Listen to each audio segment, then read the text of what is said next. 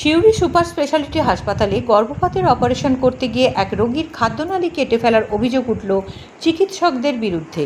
পরিবারের দাবি, গত 22শে মে অপারেশনের পর থেকেই রোগীর শারীরিক অবস্থার অবনতি হতে থাকে।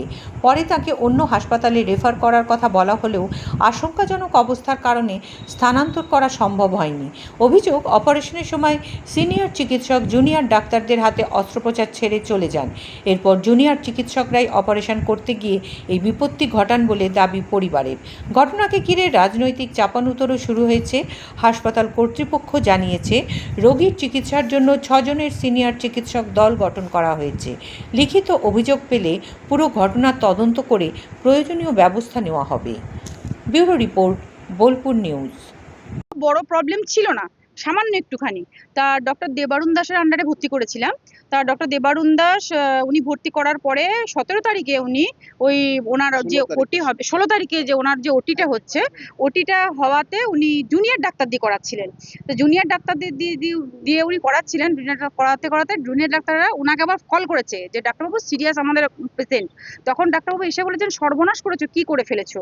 তখন কিন্তু আমাদের পেশেন্ট কিন্তু অজ্ঞান অবস্থাতে, কিন্তু জ্ঞান তো ছিল, মানে উনি অবশ ছিলেন কিন্তু জ্ঞান ছিল। উনি নিজের কানে শুনতে পেয়েছে। উনি শুনতে পাওয়ার পরে উনি বাইরে যখন ওনাকে ওটি থেকে নিয়ে এসে খুব সিরিয়াস অবস্থা, ডাক্তারবাবু বলেছে সর্বনাশ করে ফেলেছে, এ কি করেছো। তখন সঙ্গে সঙ্গে পেশেন্টকে অজ্ঞান করা হয়েছে বা পেশেন্টকে আরো তখন আবার ঘুরে ওটি করা হয়েছে। তারপরে যখন ওনাকে বার করা হয় তখন উনি তো একদম অচেতন অবস্থায়, পুরো নল ফল দিয়ে পুরো আইসিইউতে ওনাকে তোকে শিফট করা হয়। তখন যখন আইসিইউতে যখন ওই স্থিতি হয়েছে পেশেন্ট, তখন আবার পেশেন্ট আমাদের বাড়ির লোককে জানিয়েছে যে এরকম ডাক্তারবাবু বলেছে জিজ্ঞেস করো কি হয়েছে আমার।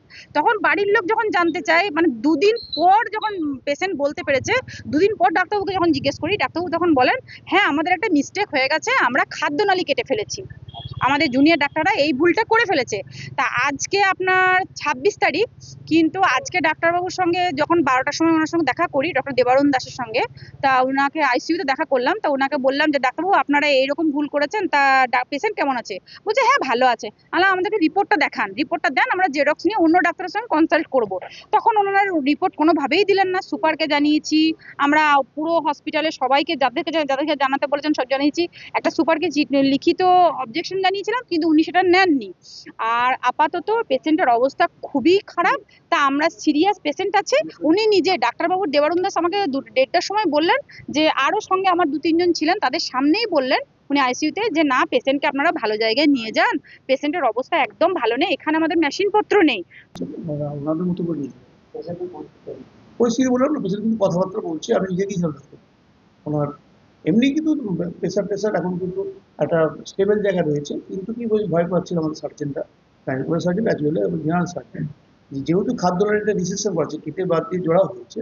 এটা কি হয় যে খাদ্যনালীর মধ্যে কি আমাদের মল থাকে, থাকে, পরবর্তীকালে যদি লিকেজ হয় বা নেক্রোসিস বলি, কোষগুলি যদি বসতে থাকে, তখন কিন্তু এখানে আমাদের কিছু করার থাকবে না।